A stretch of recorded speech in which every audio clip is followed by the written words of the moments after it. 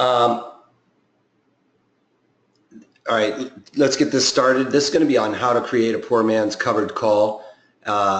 One thing I say at the beginning of this is being recorded. It will be sent out to you shortly.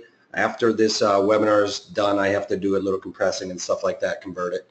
But one thing I do emphasize is watch this again, especially if this strategy or options are new to you, because the first time through, a lot of the nuances of this strategy might go by you. Second time through, it'll really make it solidify in your brain and your long-term memory. So please go back and watch this again.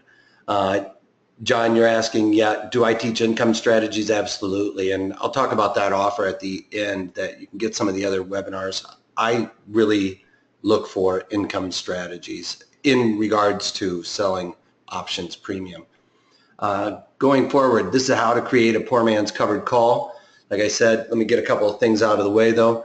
My name is Eric Wilkinson. Some of you may recognize me as the Wolfman from CNBC, Fox Business, or even the Wall Street Journal for my commentary on everything from geopolitical to economic and market analysis. I've been trading my own money for well over 20 years now, and I'm not here to tell you that I'm going to make you rich or make you a millionaire. But I am here to help you take control of your finances, manage your portfolio, and most importantly, take control of your own risk. At the end of the day, especially on days like today, you know, the market goes up, the market goes down. You guys can make just as good a decisions as some of those FAs out there that might have been calling you to try and get you to buy stocks when they're at a top. You know, I'm here to tell you that on big moves like today, as scary as it is to get in the water, this is really the time to start adding some, you know, good, strong portfolio stocks to your portfolio, or strong stocks to your portfolio, I should say. I don't do a lot of stocks in my portfolio. I'd actually rather do it with the poor man's covered call. So this kind of worked out nicely that we had a big sell-off today, and it's the time to start adding some of these to your portfolio for long term. And the reason why is because when there's blood in the water, when people are scared and are getting out, it gives you the better opportunity to get pricing. So take advantage of that. Anyway, I've been trading throughout my career from the Chicago Board of Trade. I've traded everything from stocks, financial futures, commodity futures, currencies, and options on all of those products in all market conditions, as you can see here. Got to get this disclaimer out of the way. Just remember that any opinions, news, research, analysis, or other information contained here or material provided by ProTrader Strategies and associate companies is for general commentary and does not constitute investment advice or solicitation to buy or sell any of these securities or strategies that we're talking about. Also, keep in mind, full disclosure, I may have some of these stocks in my portfolio or have some trades in my portfolio that we're going to be talking about possibly. So I'm not trying to get you to jump off the cliff with me. I'm just telling you what I see, and it is up to you to make your own decisions at the end of the day. And please remember that past performance of any trading system or methodology is not necessarily indicative of future results. All right, so the poor man's covered call. It's a diagonal spread, and if you haven't seen the diagonal spread, I just did one on this. This one's a little bit deeper, or a little bit different in the fact that we're going further out in time on our long call, and we're going to be using leaps as the general parameter for this, and that usually constitutes something over a year. It's a long-term anticipated security.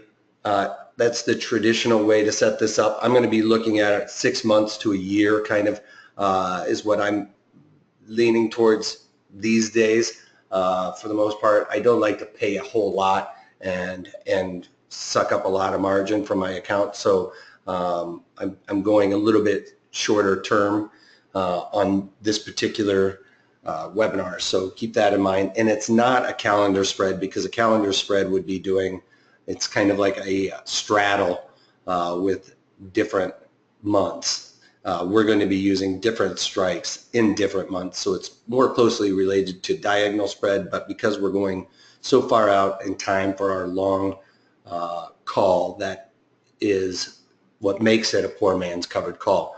And one thing to keep in mind, poor man's covered call is similar to that of buying stock and selling a call against it. The difference is with poor man's covered call is we actually are going to be looking for a relatively low implied volatility environment, whereas with the covered call you actually want high volatility because that option you're selling gives you more bang for your buck, if you will, against your long call strike or your long stop. So this we're going to be looking at more of a low implied volatility, and the reason why is because we don't want to pay a lot of extrinsic value for that long dated option. Excuse me. And it is a bullish strategy, and I have slightly there in parentheses. And the reason why is because we don't want something that that moves a great deal up and down. You know, like if you looked at Netflix or something like that, there's been some highs and lows that are, you know, $10, $15 dollars in range, and we don't really want that. We want to go into something where it is a blue chip stock, for instance, where, you know, they just kind of trudge along. They're really boring. They just kind of keep moving up and making money, like IBM or Johnson & Johnson and those kind of stocks. And that's kind of what we're looking for this. We don't want it to like knock it out of the park in the next week or two, because that would immediately go through our strikes. So we kind of want to be able to roll that short call out in time, and we want to roll it out in time and be able to go up a strike. So if we started out with like the 80 strike that we're short, you know, the next time we go to roll, we want to probably go to like the 82 strike and keep ratcheting that up and collecting premium as we go along. Nick is saying now is high volatility. Absolutely. After a day like today, it is going to be high volatility in a lot of these underlines. We're going to be able to find some that have low implied volatility. So a lot of the blue chips, you know, they don't really get affected as much in something like this. But we do want to stay away from something like, you know, Netflix or Tesla or Solar City and stuff like that. So we'll be able to find something though. All right, so why are we using the options in place of stock? I kind of mentioned one of the reasons was it doesn't take a lot of margin. You know, if you're going to be buying 100 shares of Apple, you know, that's a lot of money out of your account. You're going to be able to use about, you know, less than 50% of that type of margin. It costs you a lot less to do this, and therefore you can create with even a smaller account a much wider portfolio, or a more balanced portfolio. You know, if you only had $10,000, you're not going to be able to do a large portfolio of diversified stocks, whereas this allows you to do that. And it also reduces your risk in the sense that if you're buying buying a call that's in the money, really all you can lose is that amount that you're paying for this strategy. Whereas if you're doing it with the stock could legitimately go to zero, and that is your risk. So you're reducing your risk by doing this.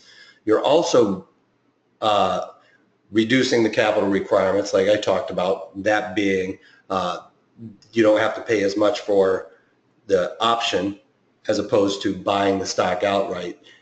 And you're going to increase your probability of success. It's hard to judge that, but you will be having a higher probability of success.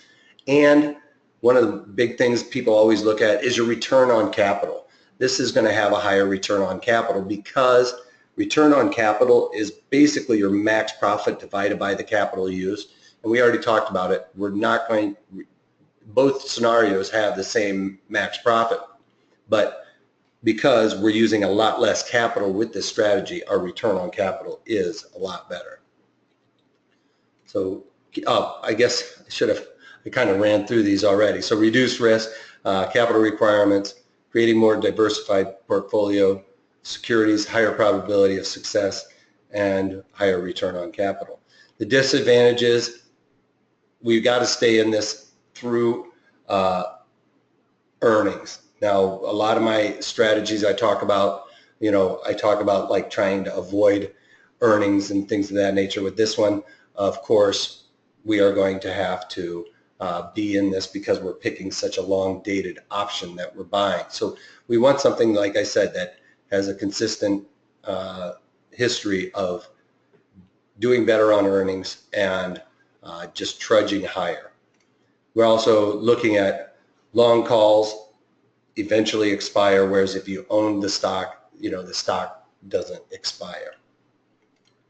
And forced assignment. Now, forced assignment is being, if it goes through our short strike, somebody assigns us on that. But keep in mind, this is even IRA acceptable because we have that long call. We could automatically assign somebody else on our long call. Somebody gave us an early assignment on our short strike.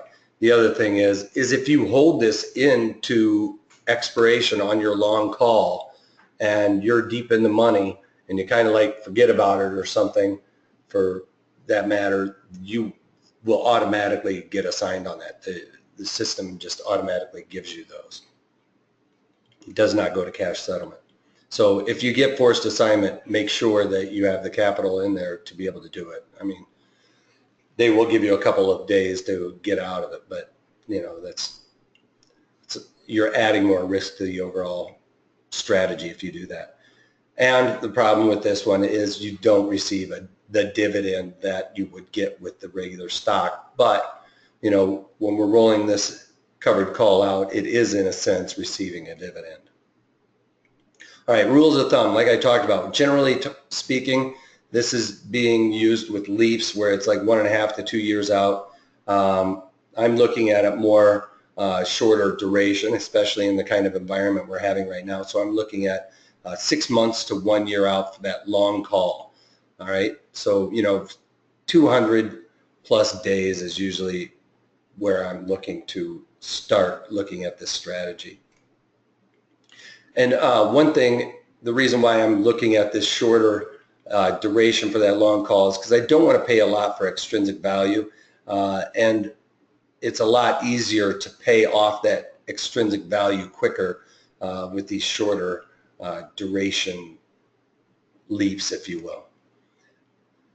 And like I mentioned earlier, we want to use this in lower volatility stocks. Now, it doesn't necessarily mean, like Netflix could have a low IV percent right now that I talk so much about in the other webinars.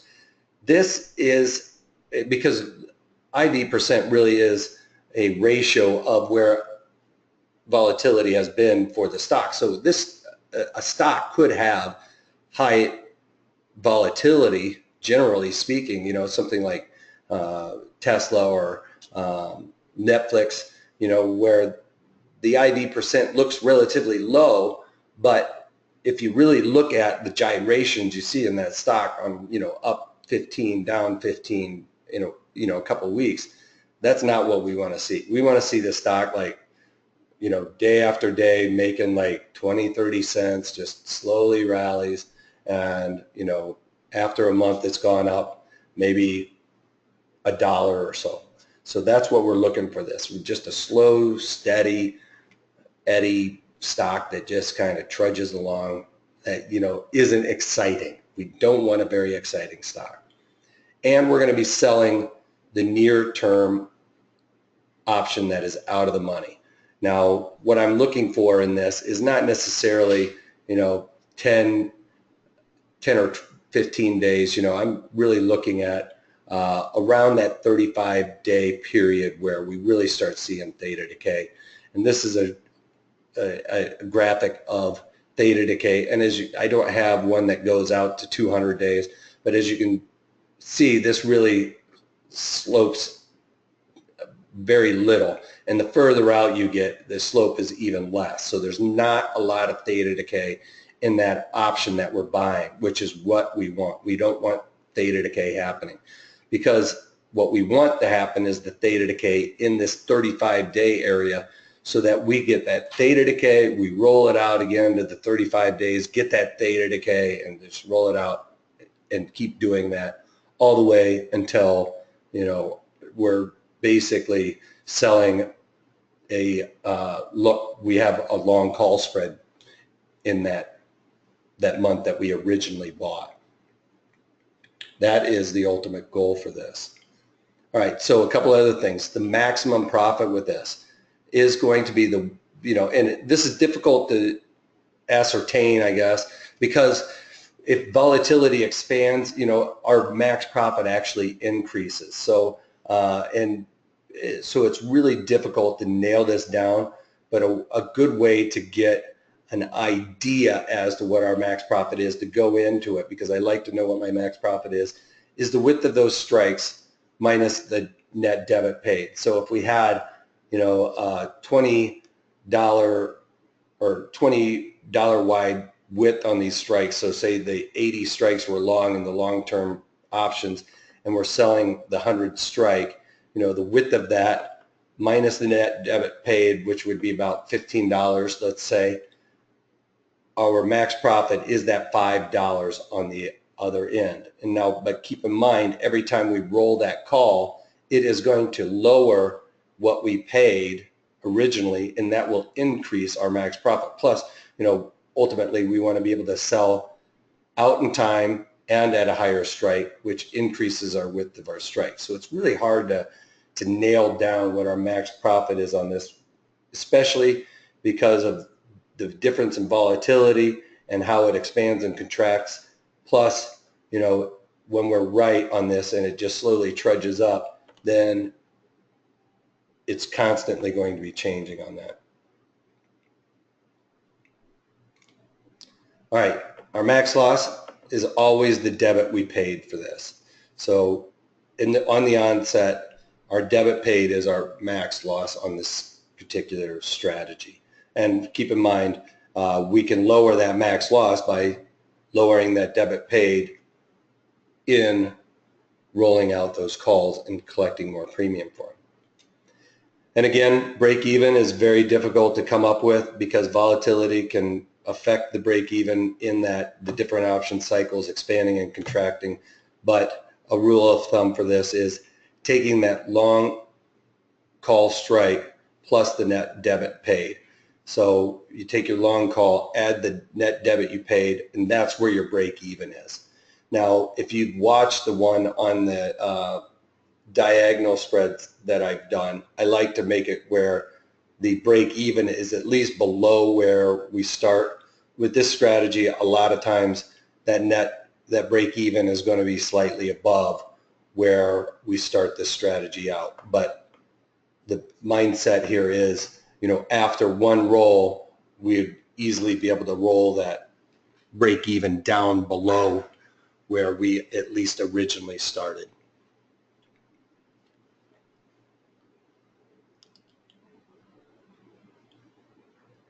So if you bring that up at the end, because I'll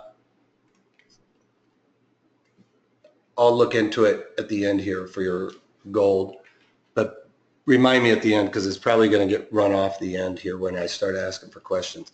A couple of things here. So this is about the section. I want to pull this up so that we have the platform going. And this is usually the time where I kind of throw it out to you guys to throw out some stocks that you guys want me to look this, build this strategy out with. And keep in mind, we don't want to probably do, even though some people consider the bank stocks blue chip stocks in many regards, we probably want to stay away from bank stocks, especially just given this environment. If we didn't have everything going on that we have going on today, they might be a good choice. But at this time, it might not be. One other caveat to this, keep in mind, my other rules still apply to picking the right strikes or the right underlying, in that I like to have a tight bid-ask spread. So if it's $100 stock, anything under $100, I want the bid-ask to be within 10 cents of each other. And we want high volume and open interest. And if you don't know where the open interest is and things like that, it's with this, Thinkorswim, you can pull it up here, the volume and open interest, drop it down and see, you know, on any given day there's a lot of open interest and tight bid ask. This isn't a good example because the isn't really what we're going to be looking for, but you know, SPY being, you know, a $200 stock, if we look at it, the bid ask on this is going to be pretty tight. You know, that's what, 20 cents wide or something like that, and a lot of times SPY is even tighter than that. So somebody, okay, so we're getting a lot of them. Coke is a good one, Nick. I think Nick threw that one out there. Amgen was the first one, I think. And Amgen, you know, is $150 stock. It's 25 cents wide. If I couldn't find something that I would really like, I mean, Amgen is a very popular stock. I mean, they have 5 million contracts traded on the underlying today. But as you can see, there's not a lot of open interest in the options. So a lot of times, even though the stock trades a lot, there's not a lot of open interest in there. It has 35 IV%. You know, I'd like to get it below 30 for this particular strategy. And then, you know, the other thing to look at, Amgen does have a tendency to have a lot of gyration. Kind of want this to really just kind of creep up on us. So one of the main reasons why, especially with this strategy, that we want this to be tight bid ask, especially right there at 56 days, you would think that there was going to be a lot. Once we go out to, say, the 200 days out, you can see that now it's, well, it's only about 45 cents, so that's not too bad on those out of the money. So we could look at something. I originally, when I started looking at this strategy, I don't want volume and open interest, I went gamma, is I first go straight to around the 80 delta on the calls. So somewhere right around in there, I will lean towards the 76s, but it's somewhere in the, you know, high 70s, low 80s is what I'm going to look for, because if we look across, this is approximately the extrinsic value that we need to try and pay off, because we don't want to pay a lot of extrinsic value. So in that, we would be able to trade in 146. Then I would kind of look at the chart. It's having, you know, it had a higher high, now it's having a lower low. If it rallies up, you know, I want to at least have my short calls above this last peak is, you know, what I would really like to do. So that would be about the 160s. So to pay for that, I'm going to have to go into the 89s. So the 155s is what I would have to go with for here. So the 155s, or sorry, the 110s, and then selling the 155s. So some people will go right out of the money. I don't like to do that. I'd like to give myself a little wiggle room. If you like to, if you are less bullish on this stock in the near term, you can go a little bit tighter, collect a little bit more premium, and then you would definitely put your break even below. But I would have a feeling in the next week or so, I think a lot of this Brexit stuff is going to kind of settle down, and the market might come back a little bit. So in that, so our debit paid here is $36.45, okay, for this strategy. Keep in mind, every contract in the options is worth 100 of the underlying. So if you're used to only trading 100 lot in the stock, make sure you're using only one of these contracts. You know, if you're used to doing 1,000 lots, then you know you're going to increase your size to maybe a 10 lot. So keep that in mind. If you do 300 lots, keep that in mind.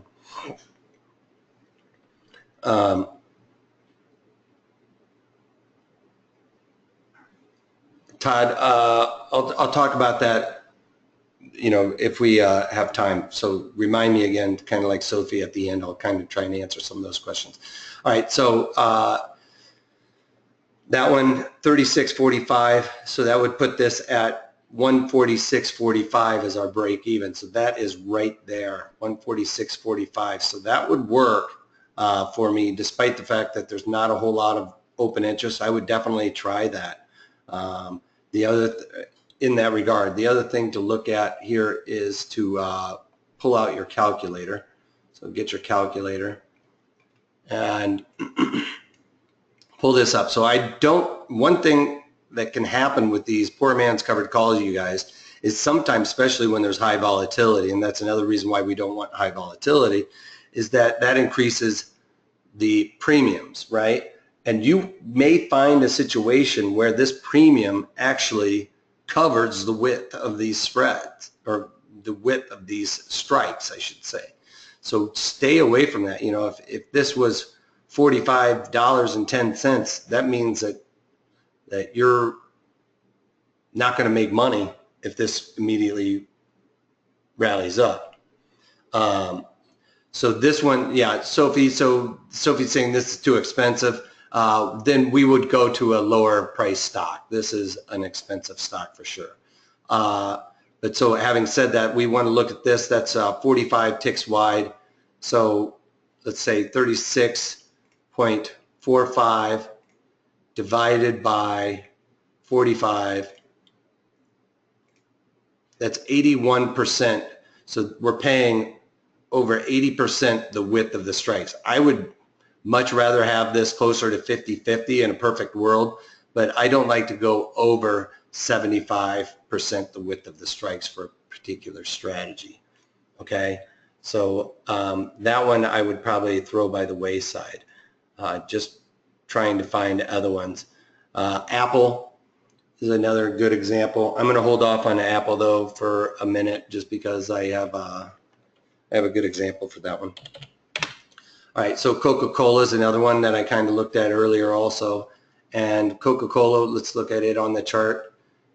Came off, but generally Coca-Cola, you know, will have these moves, and it's just kind of trudging along. You know, if you watched any of my times to sell and times to buy kind of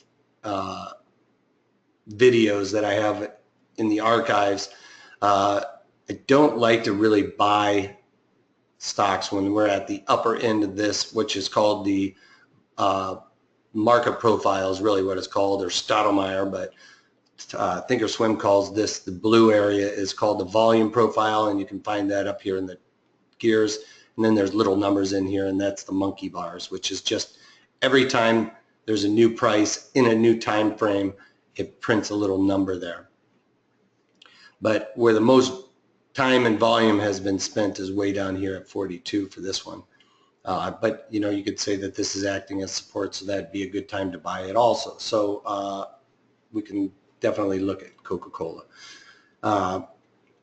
So given that, let's go to the 200, or the 200 days out. You could even look at the February probably. And this is a $43 stock, and as you can see, you know, 5-6 cents wide on these strikes. So that's good. There's always volume and open interest in Coca-Cola. So then I would go to look at the 80 strike right around in there and see if I could maybe even go to the 83 strike. And so I'd want to buy these and then probably go a few ticks out, 45, sell those. You know, it doesn't give us a whole lot of room to the upside on this, so we definitely want it to be a slow rally back. And we've got 8 ticks wide here, and 6, I can tell you right now that that's going to be over that 75%. So the thing to do you would definitely need to go deeper in the money and maybe do the 86 strike maybe, and then sell these a little further away, give you a little more wiggle room. Now we've got 11 ticks wide divided by the 90. Where'd my calculator go? So let's do we got 11 ticks wide divided by 9, so let's just say 9 divided by the 11, 81% again. And Sophie, yeah, if you wanted to, Sophie's asking us to, or again, the 2 months out. You could do the near duration on these, but keep in mind, you don't want to be doing the 56 days or something like that, because you're going to get a lot of theta decay happening really quickly. So, and the ones that you're selling isn't going to really counteract that as much. But that's more along the lines of the diagonal call spread. So if you check out the archives on the call diagonal, it'd be more appropriate. Okay, so what else do we got? Procter & Gamble, that's a good one. Minnie comes up with Procter & Gamble. It's Procter & Gamble, you know, you can look at Procter & Gamble. This is what we really want to see, is just this, you know, today is an outlier move. But at the end of the day, you know, it did get overextended. It went above this bar. So it's going to want to these red and yellow lines are like magnets for stocks, because that's where the most time and volume has been spent. That's where price has been discovered. That's where people find value. That's where the most people have found value at those strikes. So that's kind of what we want to see, is it's come back to value, so we could easily see it maybe just slowly start trudging. So in that, you know, 85 being that, you know, what we're looking to sell on these options, because that would be a newer high. We want to, you know, if it comes up and tests that newer high, then so be it. So anyway, in that, we would want to try and come in here and go to around the 80 some odd strike. So I'm going to try and shoot right here at the 82.5. See if we can get this to work out, and then go up here and sell maybe the 85s. So like I said, I'm not so concerned about covering all of the extrinsic value right off the bat. I want to cover as much as I can, obviously, because I would like to get that out of the way right away, because that increases, or that makes our break even closer to where we're trading. We don't have to trudge uphill too far to get to there. So the $9.75, you add that to 71.50, that gives you 83.25, right? So 83.25 would be our break even. So we've got to get a rally of $1 to get to break even. So knowing that going into it, and we also have this as being $12.50. So if I can get my calculator out again, we want to go $9.75 divided by the $12.50, 78. You know, that's pretty close for, you know, that 75. You know, at the end of the day, you could probably, because this is so wide right now, it's 80 cents wide, you know, it's conceivable, especially in something like Procter & Gamble where there's a lot of people in there. You can always go down here, and I always suggest go below the mid price on especially these. And, you know, if you went to $9.50 and start walking it up, maybe by a nickel at a time. And in that, if we had it at $9.50, I'm sure that's going to be very close to the what we're looking for. That gets you closer to 76 cents. So now that, or 76% the width of those strikes. So I would maybe even, if I really wanted Procter & Gamble, wanted this to work, I'd probably start there and just leave it in for a while. Did I mean the 80 delta? Yeah, Nick, I did mean the 80, around the 80 delta here. It's, you know, somewhere in the high 70s to low 80s. You know, I like to, you know, somewhere between 75 and 85-ish is usually where I go for this. And it really kind of depends on trying to find out how much I want to pay for it for start, and then how, you know, how much I want to pay for it to start, and how much of the intrinsic value I can pay for. So in this, now keep in mind, we're paying, you know, $950 for this if we were to do it. So $950 is our max loss. That's going to be our margin for that, is we're going to have to pony up, you know, $1,000 with commissions. But if we were going to do 100 shares of this Procter and Gamble, that's $8,000. So this is much more appropriate for somebody that especially has, even only $100,000. You can't get a big portfolio or a really good diversified portfolio very easily, even with $100,000 going out and just buying stock. It's just not that easy. Whereas this, for a lot less money, you're going to be able to get a lot better bang for your buck. You're going to be able to get, 50 or 100 stocks in there if you really wanted to. But I also wouldn't put my whole portfolio into covered call strategies either. You only want to do about 5 to 10% of any one stock, for that matter, and dedicated to any one stock. And the other thing is, you also don't want it to all be one strategy. Don't be just beholden to covered call strategies, because days like today you'd get crucified. So make sure you have all kinds of different ones. And next week, we're going to be doing the poor man's covered put. So you hear about a lot of hedge funds and stuff like that shorting stock. We are going to synthetically short stock with limited risk, so because they have all kinds of risks to the upside. We're going to be able to limit our risk and get short deltas in there. Depending on your market bias, keep in mind long and short deltas in your portfolio. If you're long if you're long 1,000 deltas, that means you're just long everything. But if you're mixed, you're delta neutral, that means if the market goes up, you can make money. If the market goes down, you can make money. Short deltas, that means you're biased to the market going down. So if I'm talking about that, keep that in mind. Great question being brought up. How and when will we cover this?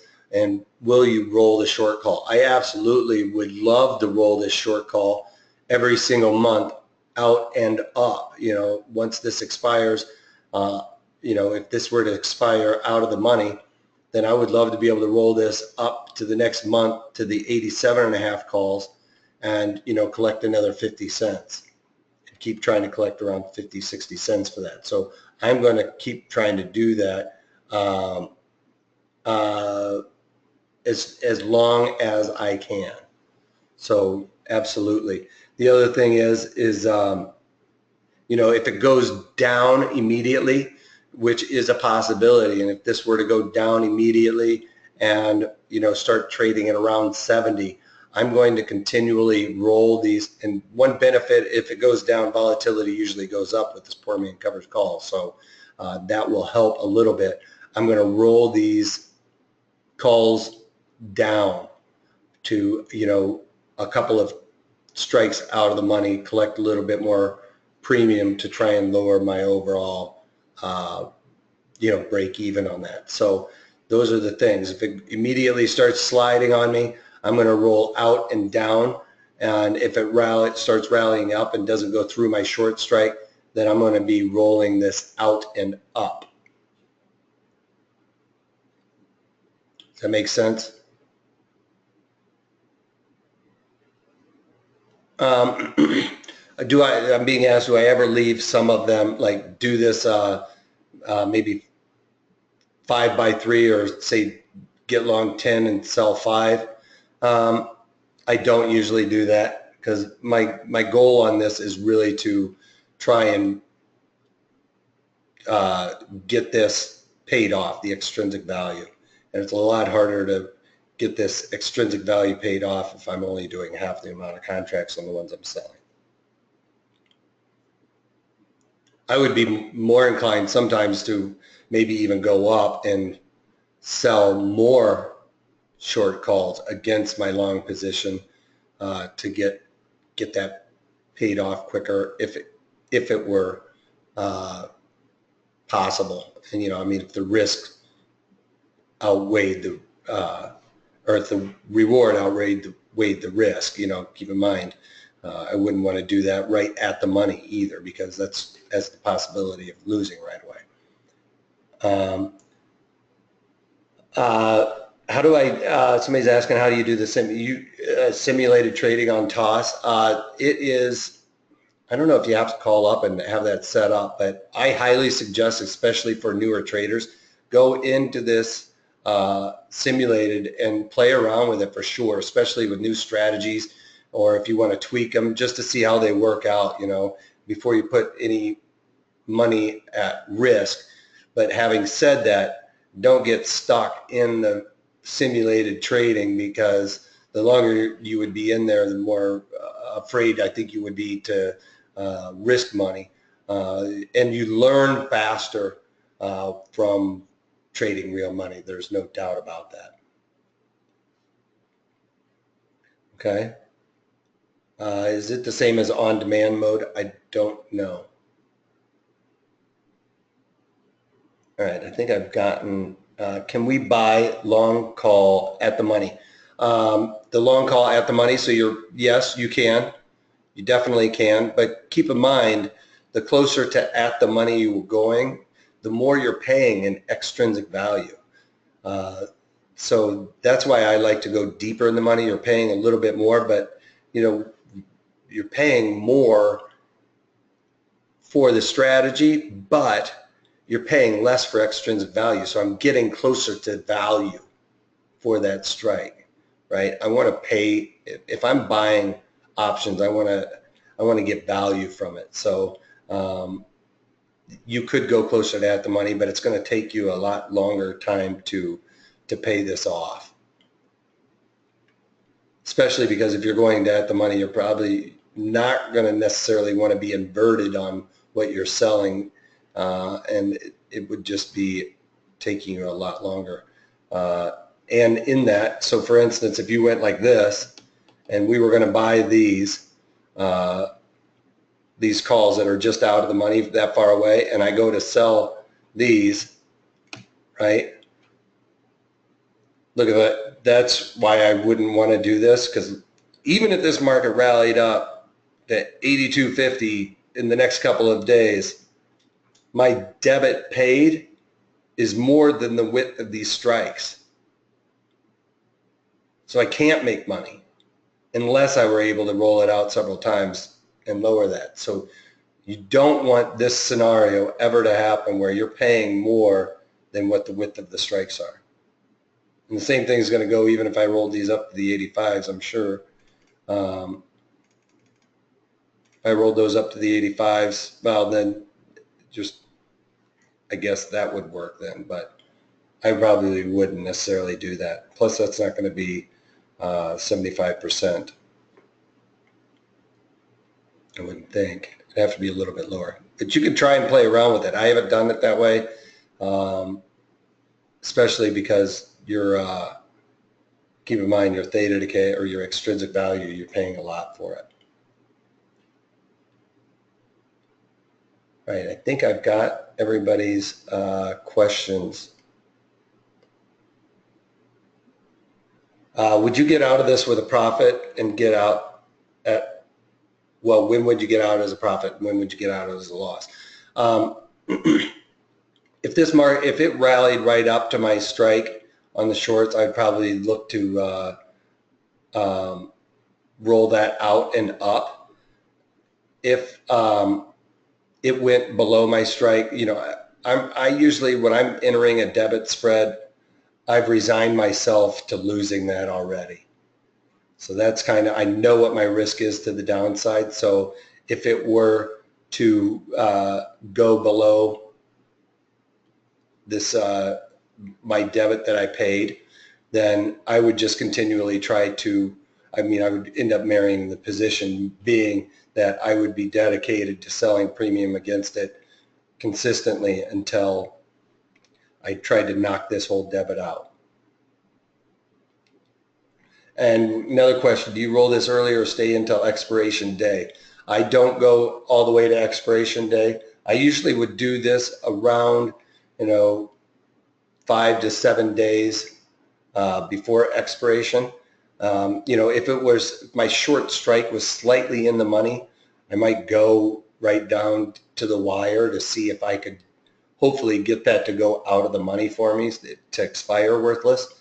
But that would be one of the few times that I would go all the way to the expiration days if I was just, you know, if my short strike was 85 and it was trading 85.50, that would be a situation where I would let that probably go down to the wire. And then I would probably, if it didn't at the end of the day look like it was going to go below that, I would close the whole position out. And it would be profitable at that point. Unless, you know, I mean, volatility just fell out of bed since the time you put that on, but I don't know that that would really, even at that point, make it not profitable. Does that make sense?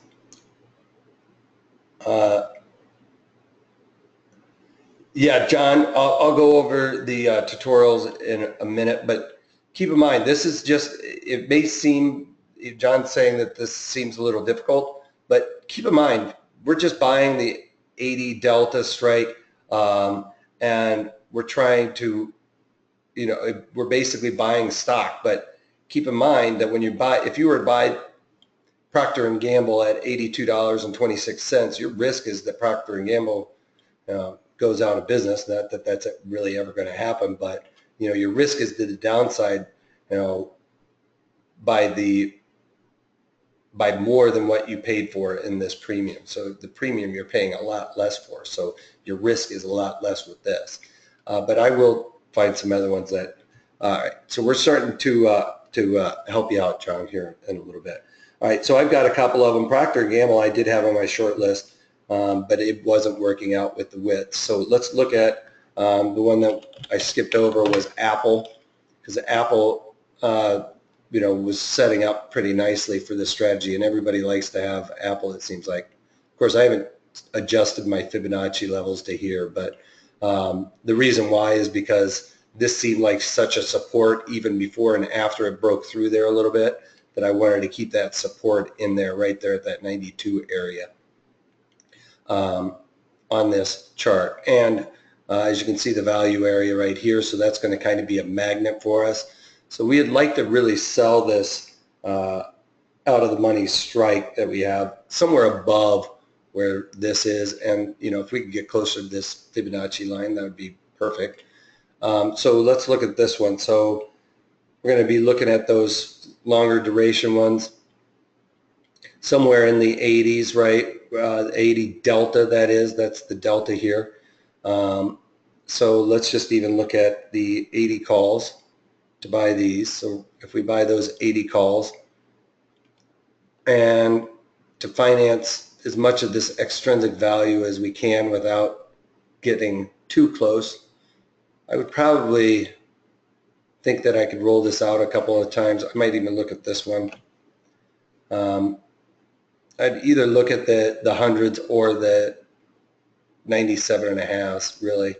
But 1446, let's just pull up this just for easy math purposes is another reason why I did that.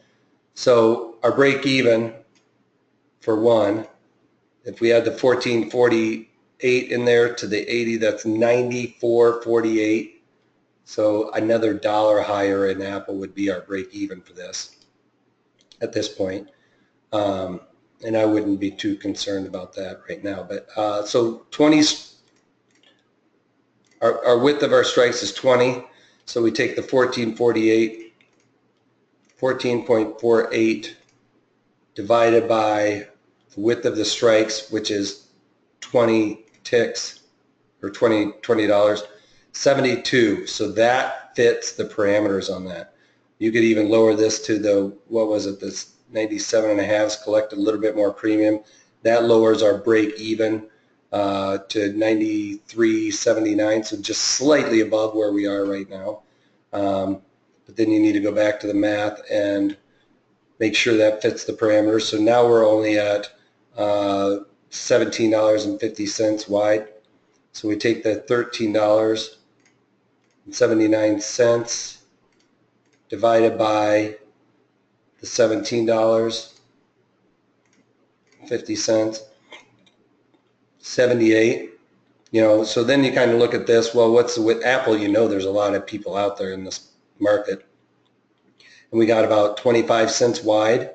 So that gives us about 25, 20 cents to the, we could probably roll this down 20 cents maybe even, and start there. That would be our starting point. So something like that. And then go back and check your math on it and say, okay, if I was at 13.63, would that fit in there?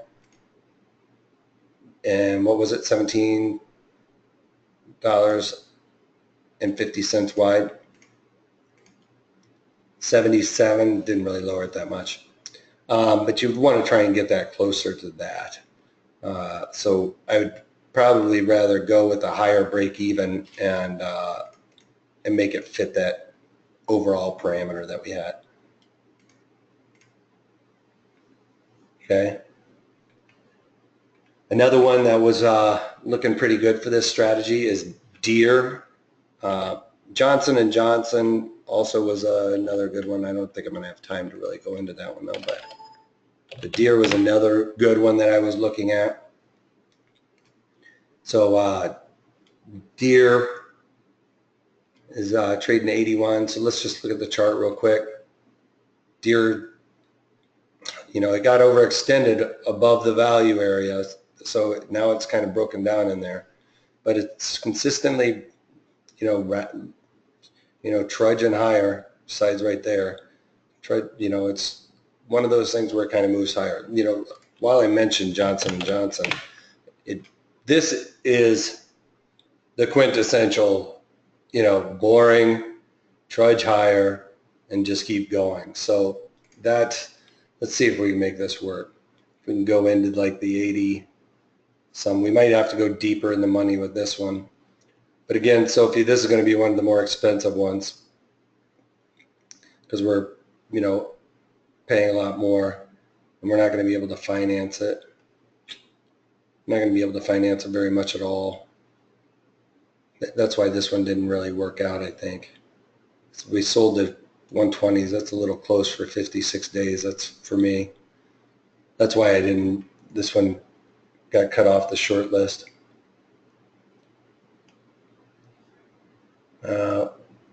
Light blue graph on this chart, that's the market profile.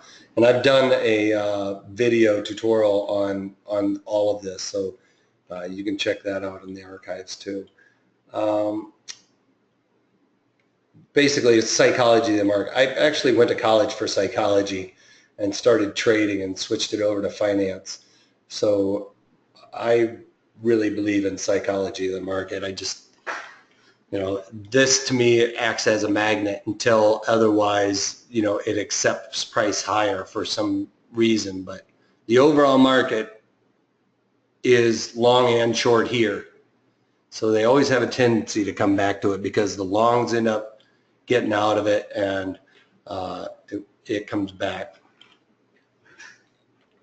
till they get back out to break even in a sense.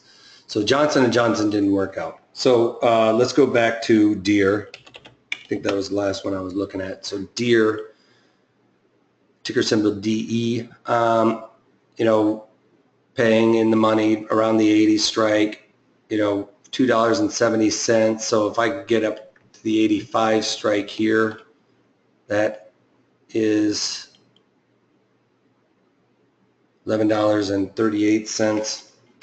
That's going to be close on our parameters there. So that makes it 81.38. So this is actually making our break even, 81.38, below where it last traded. So that's nice. So we're already above break even there. See how that works out? You add the debit paid to the long strike. That's how we figured out our break even. That's 81.39. The last was 81.72, even though the bid's a little bit lower, but that's a really good scenario. And then we have to go back and check our width of our strikes, which is 15 ticks wide, right here to here, 15 ticks wide. Let's do the math, make sure we're getting, a high probability trade in a sense, and 15 ticks wide, 75.90. So 76%, I mean, that's pretty darn close. I'd probably try and roll that down maybe 5-6 cents to try and get it below there. Website is Pro Trader Strategies, and we'll have a link in there for you here in a little bit. All right, so that one, this one in my eyes is probably one of the better ones. That Apple one was pretty darn good too. You know, the 85s on the chart is, you know, up above this resistance area, you know, where it was. So you can see it kind of bumped up. Actually, resistance is a little bit higher, but actually this is what the resistance is right now, because that's the value area highs. On this chart, it looks a little bit higher just from those, but so yeah, that would be a good one for deer, I think, to look into doing for me. All right. The other one was I think Yahoo. Yahoo is just to do one more since we have a couple of minutes here. So Yahoo has been just trading sideways right inside these Fibonacci's. It's right there at the value area. This is where the most time and volume has been spent. This would be a good one that we could really lower our cost basis rather easily, and would be a good one maybe for you, Sophie, that you don't have to pay a lot of money for these necessarily. So if we looked at something like the 30s, let's look at the 30s, just because I'm trying to look and see how much extrinsic value is here and how much I could get up here. Let's say maybe sell the 39s. So our break even, we add that in, 36.70, 50 cents higher than where we are. That's not too bad. So that's not too bad in that regard. Sorry, I'm getting a tickle. So 36.72, so we'd need to do the math on this. Again, we take what's the width of the spread. It's $9. 6.72 is what we're paying, so 6.72 is what we're paying divided by the $9 width. 74, so that one works out. And you're paying $672 on a one lot, which is equivalent to 100 shares of the underlying in a sense.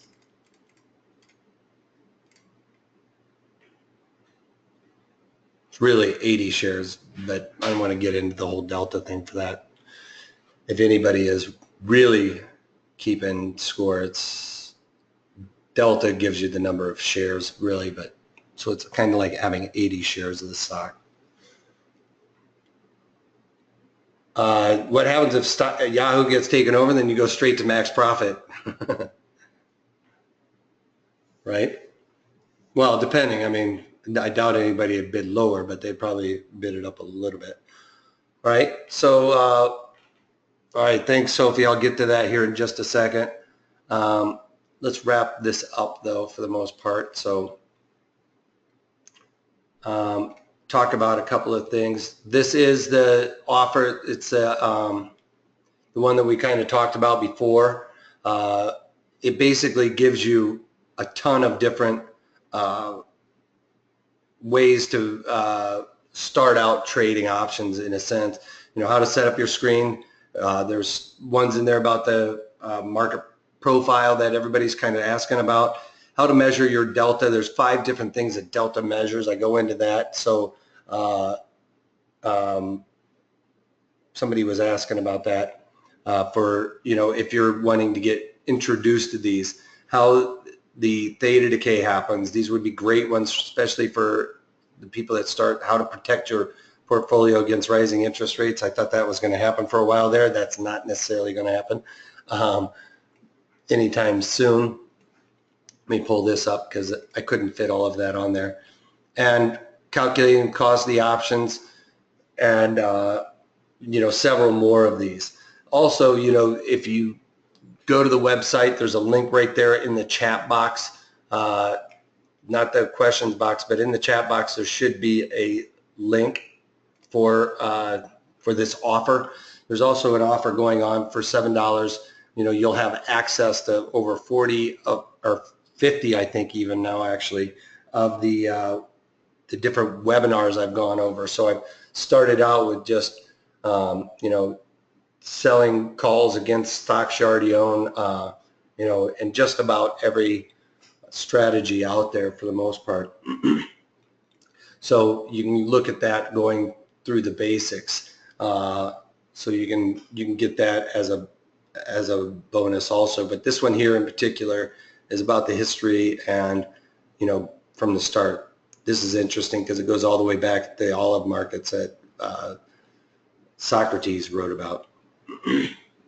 So and income generation, which somebody was asking about, do I use it for income generation? So you could do that one also. That would be a good one. So you can go and sign up for that to find all of those out. And also, guys, is your diagonal? Yeah, my diagonal webinar is in there also. And Sophie, that might be a good one also to start out with rather than going necessarily straight to the poor man covered call. But I do it on iron condors, straddle strangles. I've got all of those out there. And keep in mind, later webinars, we're going to be drilling down on other option components, how to trade options. Like I said, next week we're going to be doing it on poor man's covered put, which is going to be like synthetically selling something. So if you got a stock out there you just really don't like because it doesn't ever seem to go up for you, well, that would be a good one to wrap this strategy around. And here's that same link for the training webinar that's in that chat box that you can get the link to the offer I just showed you in that $7 offer to get all the 50 plus webinars. And please reach out to me, especially if you have an issue with a particular strategy. It's going against you, you're getting beat up on it. If you want to ask me how I would handle that situation, I can tell you how I would do it. I can't necessarily tell you how you should do it in that regard. I can say, well, this is my rules, this is how I would follow up with it, and this is how I would take care of it.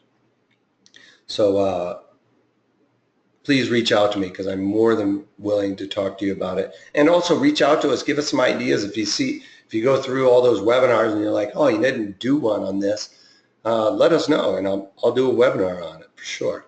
And if you have any questions, you can contact us at 310-598-6677 or email us at trading@protraderstrategies.com. John says you see the $36 offer, but you don't see the $7 offer. If you don't see that in there, you can call and we'll have somebody help you out with that. The other thing is it might just be on a different page for there.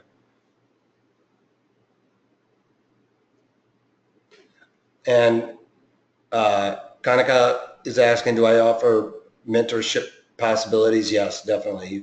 You can call the phone number and talk to us about that. All right, that's all I got for you guys today, other than a couple of questions I'm going to go over here in a minute. But if you can't take that, take it easy.